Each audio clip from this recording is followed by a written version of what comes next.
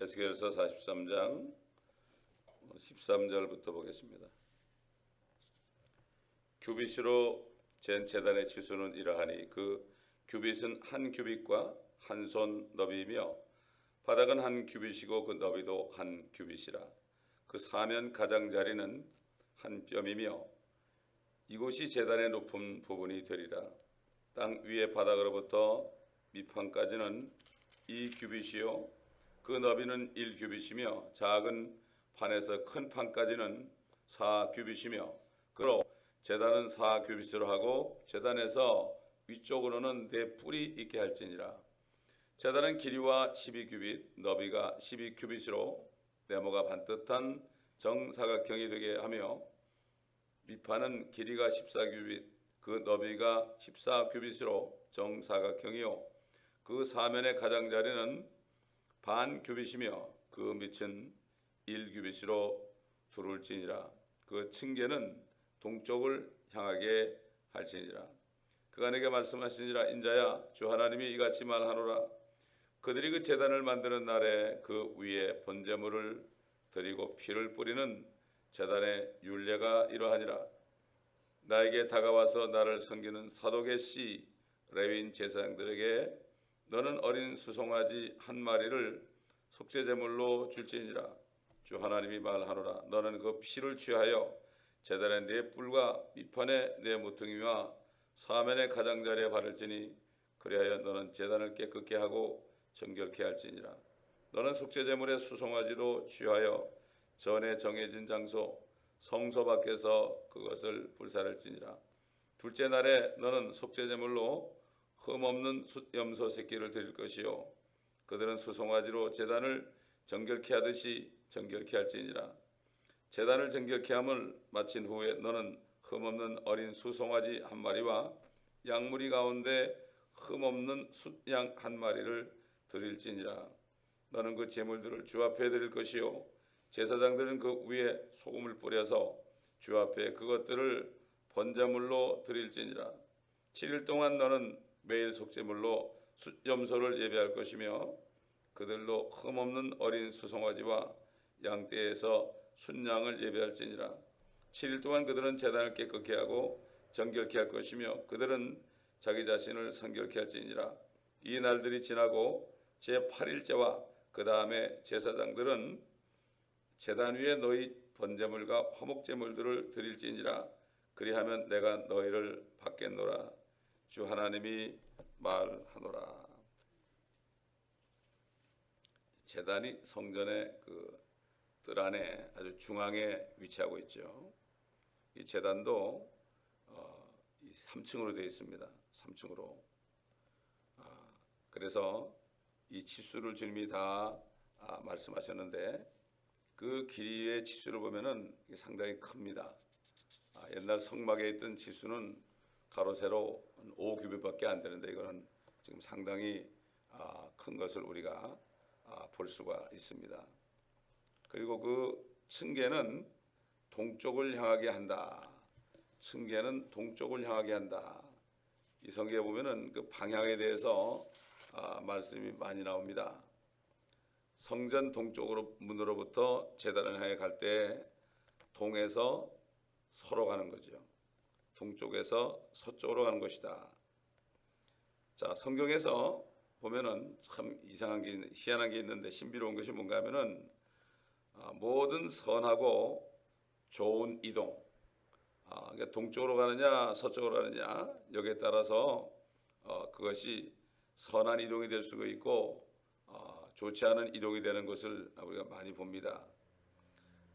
주님께서 이제 올리브산으로 감람산으로 내려오셔서 성전으로 동쪽 문으로 들어오실 때는 동쪽에서 서쪽으로 들어오시는 거죠.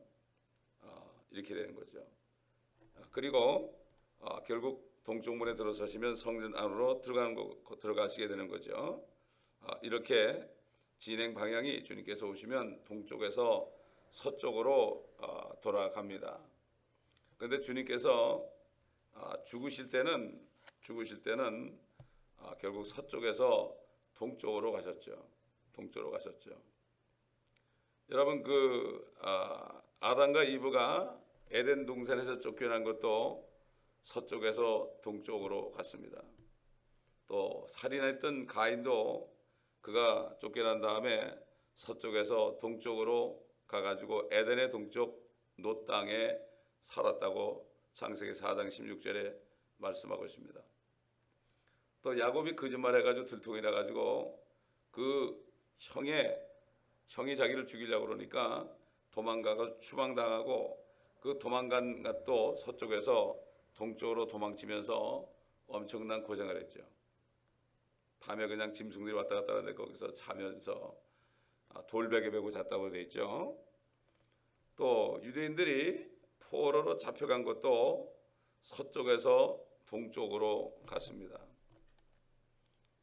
이렇게 아까 말씀드린 대로 예수 그리스도께서 죽으실 때는 서쪽에서 동쪽 겟세마네 동산으로 가셨다. 참 이 여러 가지 보게 되면은 성경에서 서쪽에서 동쪽으로 가는 것은 상당히 좋지 않은 일이 있을 때 그렇게 했다.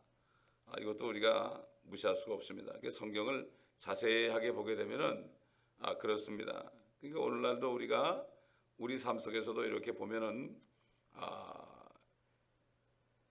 고생하는 길이 있고 또 회복되는 길이 있고 사람마다 전부 다른 것을 볼 수가 있습니다. 하나님께서 그 아브라함을 그 바벨론 갈대 우르에서 불러내 가지고 보여주실 땅으로 가라고 명령하실 때 그것은 동쪽에서 서쪽으로 갔습니다. 서쪽으로 축복의 길로 간 거죠. 또 유대인들이 포로로 잡혀갔다가 다시 돌아오는 것도 동쪽에서 서쪽으로 이동한 것을 알 수가 있고, 또 이제 야곱이 21년 동안 고생해서 많은 재산을 먹고 다시 고향으로 돌아올 때 금이 한양할 때 말이죠. 그럴 때도 동쪽에서 서쪽으로 이동한 것을 알 수가 있습니다. 또 하나님께서 전도할 때 사도 바울이 아시아로 가려고 그랬죠. 동쪽으로 가려고 그랬죠. 근데 못 가게 했죠. 그래서 서쪽 유럽으로 가게 했습니다. 복음이 전파될 때 사람에게 생명을 주는 복음을 전할 때도 하나님이 동쪽으로 가는 것을 금했죠. 그래서 결국은 유럽에 먼저 갔다가 빙 돌아서 동쪽으로 간 것을 알 수가 있습니다.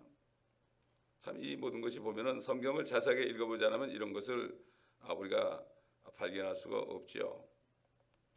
자, 그래서 주님께서 예루살렘으로 입성하셔서 성정으로 들어가시는 경로 역시 아까 말씀드린 대로 동쪽에서 서쪽으로 가는 것이다.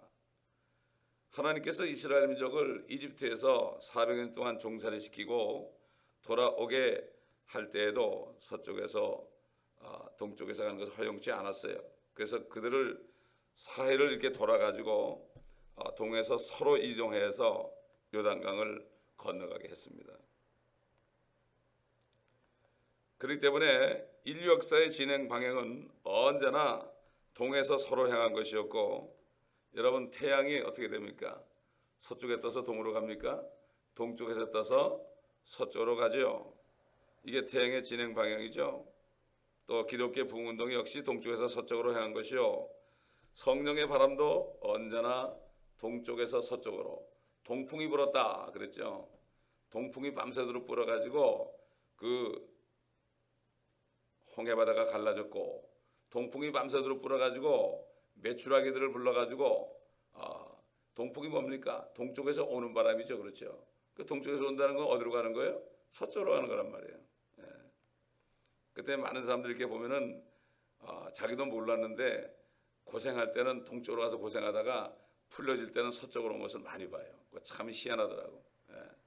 그렇기 때문에 참 이 모든 것들이 자세하게 보게 되면은 이런 진리도 발견할 수 있다는 것을 우리가 알 수가 있습니다. 미국도 그렇잖아요. 동쪽으로 그들이 메이플라워를 타고 왔죠. 그래가지고 서쪽으로 계속 지나가면서 서부 개척을 했잖아요. 그러면서 미국이 정말 이제 좋은 나라가 됐었죠. 결국 인류 역사에서도 동쪽에서 서쪽으로 향해 진행된 사건들은 하나님께서 복을 주셨고, 그 반대 방향으로 이동하는 것에 대해서는 하나님께서 외면하신 것을 우리가 성경을 통해서 또 역사를 통해서 많이 볼 수가 있습니다. 참고적으로 우리가 알 수가 있습니다. 그래서 꼭 보면 여기 동쪽을 향했다, 동쪽을 향했다. 그냥 그 말씀이 그냥 하는 말씀이 아니라는 것을 우리가 알 수가 있죠. 18절에 보니까 이제 제사 드리는 장면이 나오죠. 번제를 드린다. 18절에 번제를 드리고 피를 뿌리는 제단의 율례를 줬죠.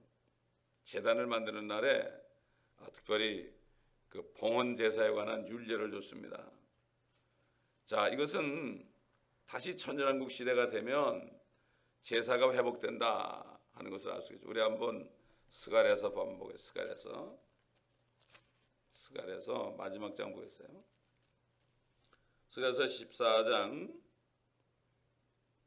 16절 보게 되면은 예루살렘을 치러 온 모든 민족들 가운데서 남아있는 자도 각기 그 왕 만군의 주께 경배하러 또 장막절을 지키려고 해마다 올라올 것이라.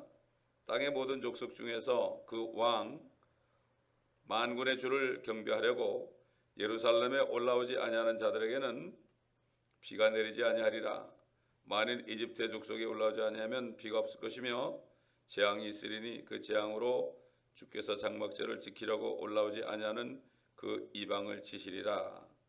이것이 이집트의 벌이 될 것이요 장막절을 지키려고 올라오지 아니하는 모든 민족들의 벌이 되리라. 결국은 율법이 다시 시대가 된 율법 시대가 다시 되는 거죠. 자, 그래서 그들은 번제를 드린다. 그들의 죄를 대속하는 그런 것을 해야 된다. 근데 이게 달라요. 우리 지금 은혜 시대에는 결국 히브리서 10장 12절로 14절 보면은 우리가 여러 번 읽었죠. 이분은 한 번의 속죄제를 영원히 드린 후 하나님의 오른편에 앉으셔서 그 후로는 그의 원수들을 자기 발판으로 삼으실 때까지 기다리시느니라. 이는 그가 한 번의 제사로서 거룩하게 된 자들을 영원히 온전케 하셨기 때문이니라. 지금 은혜 시대에는 유대인이나 이방인이나 누구나 회개하고 예수 그리스도를 구세주로 믿고 모셔드리기만 하면은 그들은 예수 그리스도의 죽으심, 그 예수 그리스도가 제물이 돼가지고 죽으신 단 한 번의 주님이 마치 번제물처럼 제단에서 갈보리에서 죽으셨잖아요. 딱 한 번의 제사로서 거룩하게 될 뿐만 아니라 영원히 온전케 하셨다. 이것은 주님의 의가, 하나님의 의가 결국 예수님을 영접한다는 것은 나는 율법을 지킬 수 없기 때문에 결국 율법을 다 죄를 담당하신 예수님을 내가 믿을 때 그분이 모든 율법을 지키신 그 율법의 죄를 짊어지고 죽으셨기 때문에 그분이 결국은 하신 일, 그 의가 내 것이 된다. 이것을 신학적으로는 전가된 의라고 그래요. 의가 나는 없는데 그분의 의가 나한테 들어왔다 이거죠. 그렇기 때문에 그래서 거룩하게 된 거죠. 우리가 법적으로 거룩하게 된 거지 우리 모습은 아직 거룩하지 않죠. 그러니까 우리 이 몸을 벗어 버릴 때 이제 온전케 되는 거예요. 그래서 부활의 날, 휴거의 날에 온전케 되는 거죠. 영원히 온전케 하셨다. 근데 유대인들은 달라요. 지금 본문은 예수님 영접한 유대인들이 아니에요. 이들은 나중에 회개는 하죠. 그러나 그들은 성령을 못 받아요. 그렇기 때문에 하나님의 자녀들은 될 수 없어요. 그래서 그들은 새 예루살렘에 못 들어가요.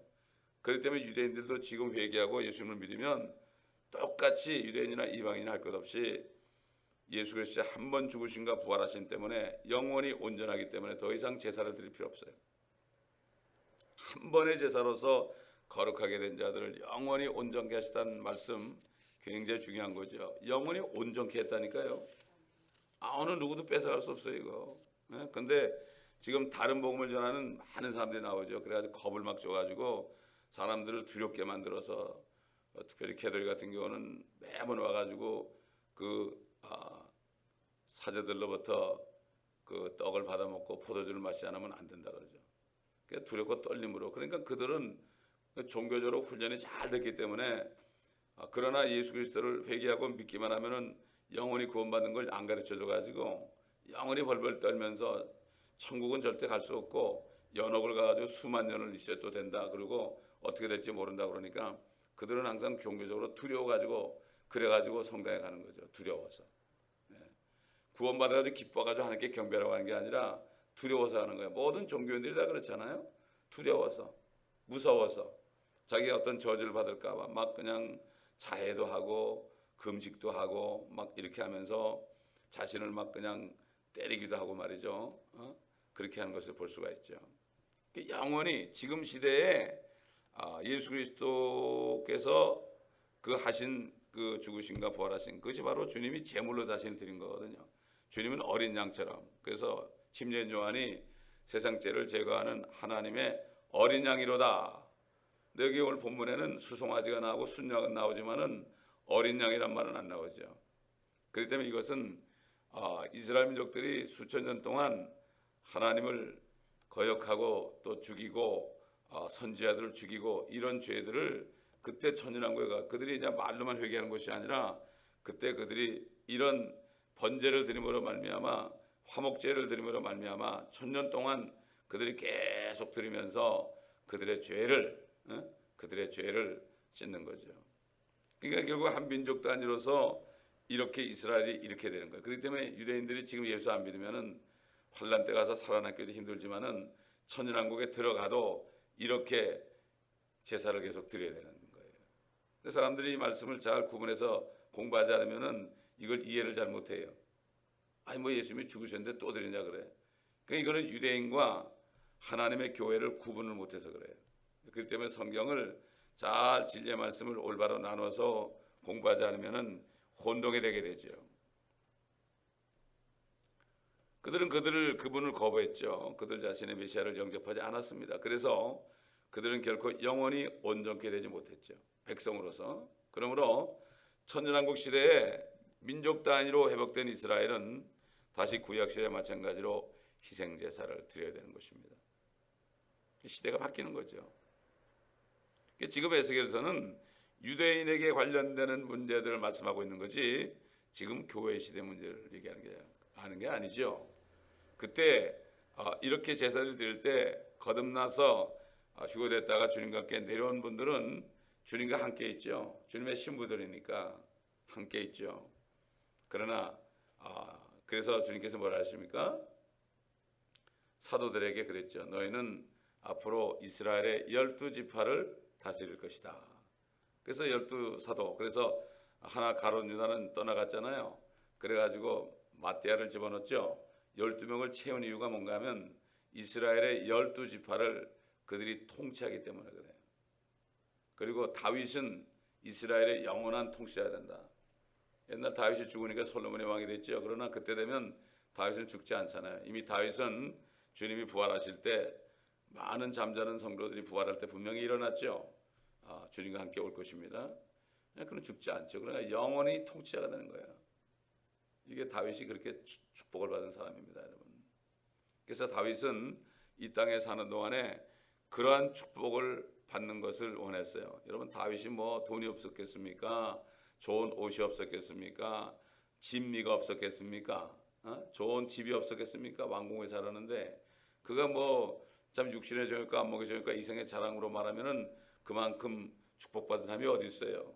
그런데 다윗은 뭐라고 그랬죠? 나는 의 가운데서 주를 보리니 내가 깰 때에 주의 모습으로 만족하겠나이다. 결국 예수 그리스도의 형상을 담는 이것을 취한 거예요. 그러니까 이 세상에 사는 동안 그의 소망은 그거였죠.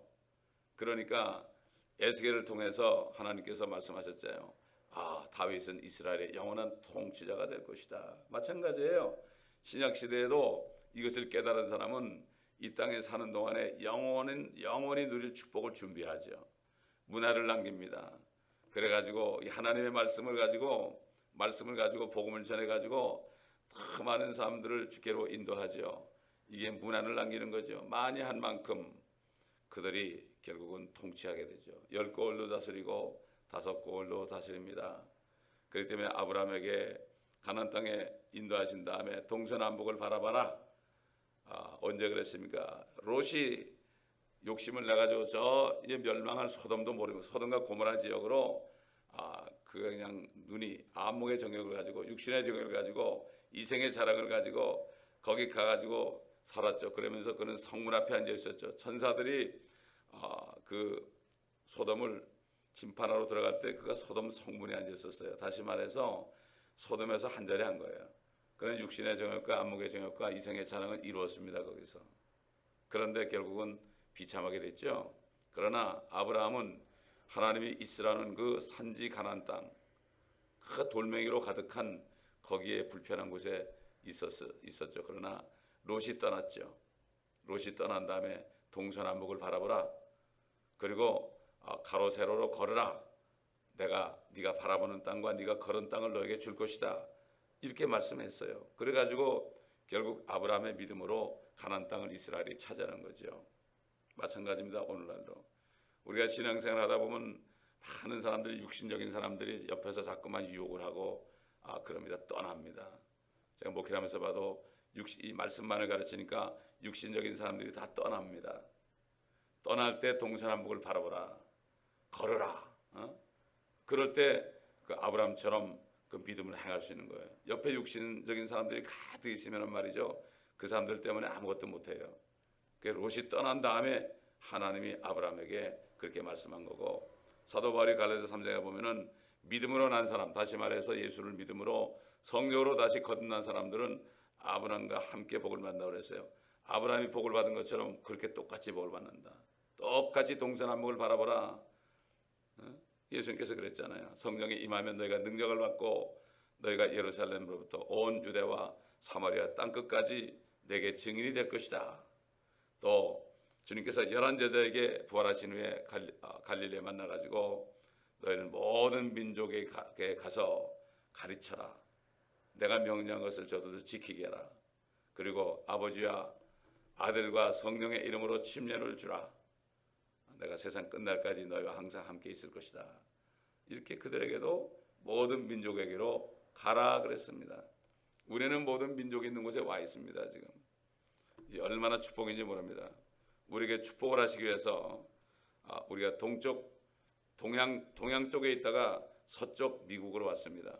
서양 쪽으로 왔습니다. 그래서 축복을 주시려고 그러는데 그 축복을 잘 사용을 해야 되는 거죠.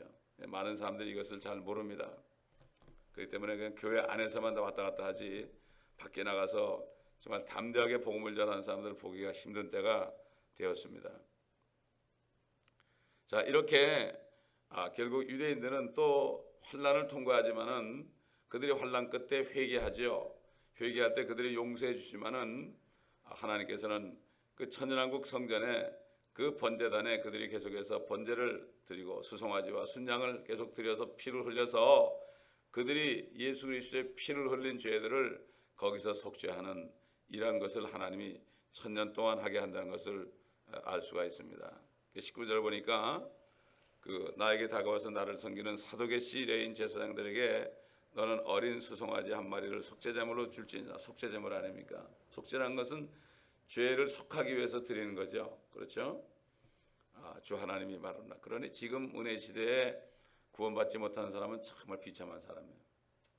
그래도 유대인들은 그래도 주님이 환난 때 보호하고 회개만 하면 천년왕국 들어가는데 이방인들은 이거는 정말 대책 없는 사람들이에요. 또 교회를 다니지만 거듭나지 않은 사람도 이방인이에요. 그 사람들은 크리스찬이 아니에요. 소위 말해서 그냥 기독교인, 종교인은 아니에요. 그리스도인이 돼야 되는 거죠. 그리스도인이라는 거는 그리스도를 따라가는 사람들이에요. 자기를 부인하고 자기 십자가를 지고 그리스도를 따라가는 사람이 그리스도인이지 가만히 있는 사람은 그리스도인이 아니에요.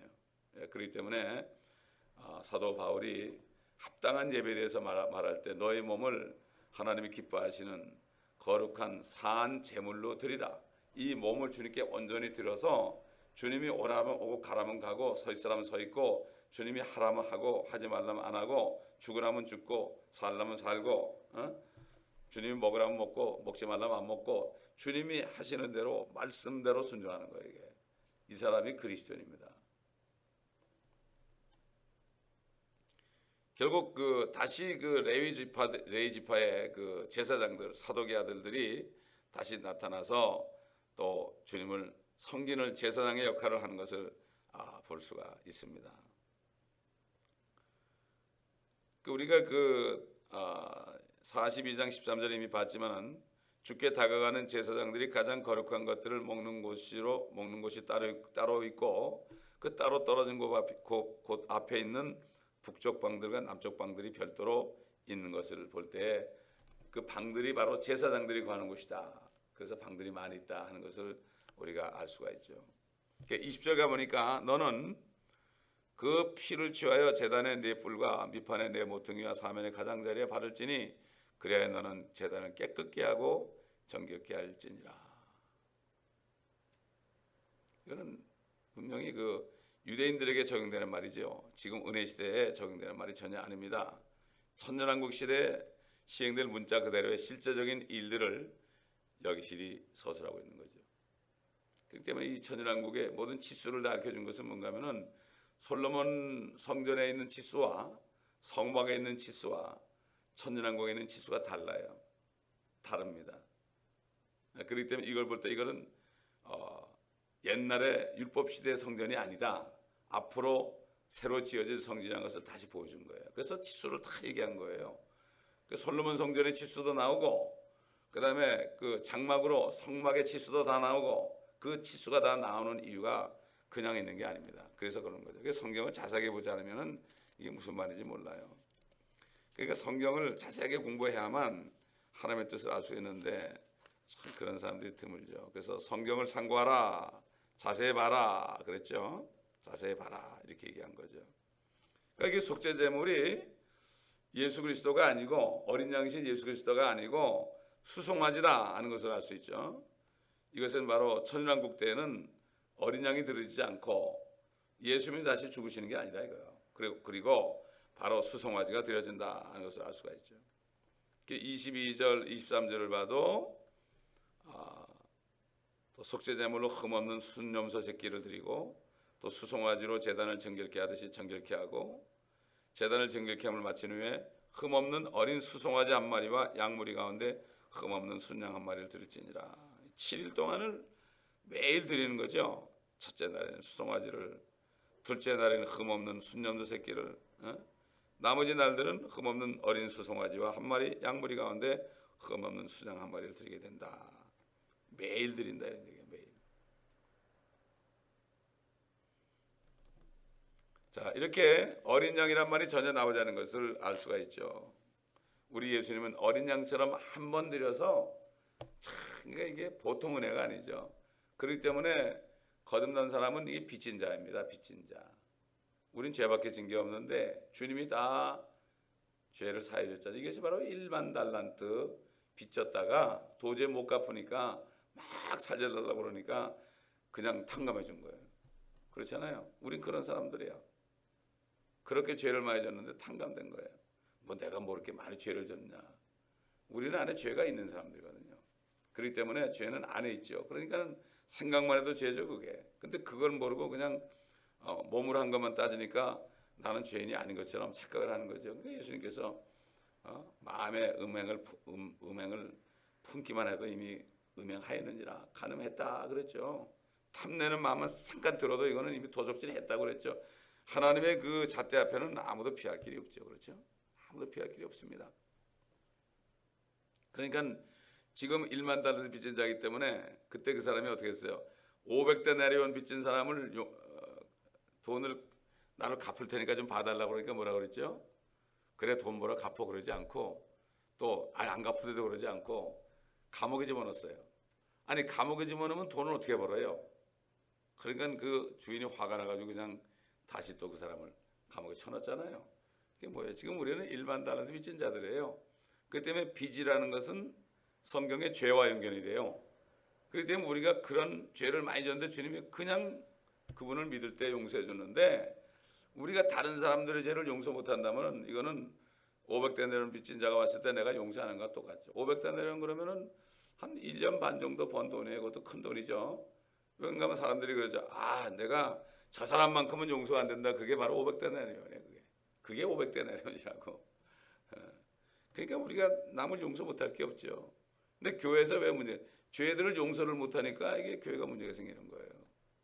그러니까는 하나님의 임재가 떠나간 거예요. 하나님의 정말 책망이 오는 거죠. 그래서 빚진 자라는 게 바로 그거예요. 그러니까 남의 죄를 용서할 뿐만 아니라 그 모르는 사람들에게 가서 복음을 전하게 돼 있죠. 그래서 사도 바울은 야만인들한테도 빚진 자다 이렇게 얘기한 거죠. 24절 보니까 제물들을 주 앞에 드리고 제사장들은 소금을 뿌려서 주 앞에 번제물로 드려라. 소금을 뿌려서 제물을 더 성결케 한다. 여러분 그 마가복음 9장 49절 보면은 지옥에 대해서 주님이 말씀하실 때 모든 사람이 불로 소금 지듯함을 받을 것이며 모든 제물이 소금으로 소금 지듯함을 받으리라. 불에 타는 것도 고통스러운데요. 소금까지 뿌리면 어떻게 돼요? 그건 정말 더 고통이죠. 그렇죠? 왜 이 사람들 보고 소금을 뿌리라고 했겠습니까? 그들이 받은 형벌이 바로 그들이 그 지옥을 가서 소금 뿌리듯이 그렇게 고통을 받아야 되는데 그 번제물 자기들의 죄를 뒤집어쓰고 죽는 그 짐승들에게 소금을 뿌려가지고 자기들이 받은 고통을 대신 받게 하는 거예요. 참 보면 하나님께서 말이죠. 여러분 그 이렇게 큰 프라이팬이 있는데 구멍이 뚫려 있어요. 밑에 불이 막 그냥 거기 막 그냥 가스불이 막 타고 있어요. 그죠? 거기에 소금을 딱 뿌려보세요. 탁탁탁 치잖아요. 그런 거 지옥이 그렇다는 거예요. 그런데도 지옥이 없대요, 사람들이. 26절 27절 보면 7일 동안 제단을 깨끗게 하고 정결케 하고 또 자기 자신을 정결케 하고 제 8일째 그 다음에 제사장들은 제단 위에 번제물과 화목제물을 드리고 그때 뭐라 그러십니까? 내가 너희를 받겠노라. 그렇게 해서 받아줍니다, 여러분. 그들이 말로만 회개하는 것이 아니라 이렇게 그들의 죄, 그동안의 선지자들을 죽이고 하나님을 죽였던 그들의 죄들을 이렇게 매일 번제물과 화목제물을 드려가지고 하는 거예요. 그러니까 우리는 얼마나 감사한 겁니까? 우리 보고도 죄질 때마다 짐승 잡아가지고 번제로 드리라면 우리가 어떻게 잡아드리겠어요? 소 한 마리 얼마예요? 염소 한 마리 얼마예요? 매일 드려봐. 매일 죄지니까. 그러니까 우리는 고백만 하면 어떻게 되죠? 주님의 피가 씌어지잖아요. 이게 보통 축복이 아니에요. 근데도 나 죄 없다 그런 사람들 있죠. 하나님을 거짓말쟁이를 만든다. 그래서 로마서 12장 1절에 아까 얘기했지만 무슨 말이죠? 그러므로 형제들아 내가 하나님의 모든 자비하심으로 너에게 권고하노니 너희 몸을 하나님께서 기뻐하시는 거룩한 산 제물로 드리라. 이것이 너희가 드릴 합당한 예배냐. 우리는 몸밖에 드릴 거 없어요. 그래서 찬송가에 몸밖에 드릴 것 없어 이 몸 바칩니다 하는 찬송이 있죠. 우리는 몸밖에 드릴 게 없어요. 근데 주님은 우리 몸을 원해요. 주님은 몸을 안 가지고 있죠. 영으로 안에 계시니까 우리 몸을 사용하기 원해요. 그래서 우리 예수님처럼 예수님이 성령 안에 있어가지고 성령의 인도함을 받아가지고 다니신 것처럼 우리도 성령께서 인도하신 대로 다녀야 되는 거예요. 그래서 하나님의 자녀들은 무릇 성령으로 인도함을 받는다. 성령으로 인도함 받는다는 뜻이 뭡니까? 성령은 바로 하나님의 말씀을 기록했죠. 하나님의 말씀으로 인도하시는 거예요. 말씀을 따라서 인도하는 거죠. 말씀이 없으면 꼼짝도 안 하는 거예요. 누가 무슨 얘기를 해도 말씀이 없으면 꼼짝도 안 하는 거예요. 누가 뭐 안수하면서 예언을 해도 그건 다 받아들이면 안 되는 거예요. 하나님의 말씀이 아니면 절대 받아들이면 안 되는 거예요. 무당들이 너무 많아요. 근데 무당들이 양복을 입어가지고 무당이 아닌 것처럼 보여서 그렇지 옷을 멋지게 입어서 무당복은 안 입어 그렇지 실질적으로 무당들이 많죠. 성경 말씀이 예언이죠. 그래서 베드로전서 2장 5절 보면 너희도 산 돌들로서 영적인 집으로 지어지고 예수 그리스도로 인하여 하나님께서 기뻐하실 영적인 제물들을 드리는 거룩한 제사장이 되느냐. 우리가 드린 제물이 뭐죠? 로마서에 보면 사도 바울이 그랬죠. 이방인을 제물로 드리는 것을 하나님이 기쁘게 한다. 이방인들을 말이죠 제물로 드리는 거예요. 주님께. 그 가장 기뻐하는 거예요. 그게 영적인 제물이에요. 뭘 기뻐하겠습니까? 그분이 피 흘리는 게 모든 사람을 구원하려고 그러는데 그 예수의 피를 증거해 가지고 그들이 예수님을 영접할 때 주님께 드리는 거거든요. 이거 가장 기뻐하는 거예요. 물론 우리의 시간과 몸도 기뻐하시고 뭐 물질도 받기를 원하시고 여러 가지를 원하시지만 가장 기뻐하는 게 뭔가 하면은 영적인 제물이다. 그래서 제사장이 뭡니까? 제물들을 갖다 바치는 게 제사장이죠. 그래서 이게 바로 왕 같은 제사장인데 특별히 신약 시대 제사장들은 왕 같은 제사장이 뭔가 하면 이 일을 열심히 하면은 왕이 돼 가지고 주님과 함께 내려와서 10골도 다스리고 5골도 다스리는 그런 왕이 되기 때문에 왕 같은 제사장인 거예요. 이거를 성경을 자세하게 봐야 깨닫는데 성경 공부를 안 하니까 이 축복을 다 놓치는 거예요. 이 복을 놓치는 거예요. 허송세월하는 거예요. 이 땅에 사는 동에 그러한 복을 준비하라고 이 땅에 먹고 사는 거지 먹고 살면서 매일같이 똑같이 그런 삶을 살면서 그래가지고 늙어 죽으라는 게 아닙니다. 그러므로 잠깐 있는 70년 80년의 세월은 영원한 축복을 잠시 동안에 썩어질 것을 가지고 썩지 않은 것을 준비하라고 우리에게 주신 것입니다. 기도하겠습니다. 아버지 하나님 감사합니다. 오늘 말씀을 통하여 다시 한번 우리에게 주신 영원한 축복을 깨닫게 하셨고 이 축복을 준비할 수 있는 시간을 주신 것을 감사합니다. 아버지 하나님 사도 바울이 고린도 교회 성도들의 말한 것처럼 주의 경고하라 흔들지 말라 주의 일을 넘치게 하라 이는 주의 일이 헛되지 않는다. 오직 이 땅에서 헛되지 않은 것은 영원한 것은 주님의 일밖에 없다 하는 것을 증거한 것을 우리가 봅니다. 이 교회의 모든 성도들 이것을 깨닫고 이 땅에 사는 동안에 아버지 하나님 편안하게 살지 않게 하시고 아버지 하나님 항상 몸을 들여서 영원한 축복을 준비하는 모두가 되게 하여 주시옵소서. 예수님께서도 사람 되셔가지고 본인이 스스로 모든 고난을 통해 죽으심을 통해서 아버지 하나님 모든 그 이름이 그 모든 하늘과 땅과 땅 아래 물속에 있는 모든 존재들이 예수라는 이름 앞에 무릎을 꿇게 아버지께서 하지 않았습니까?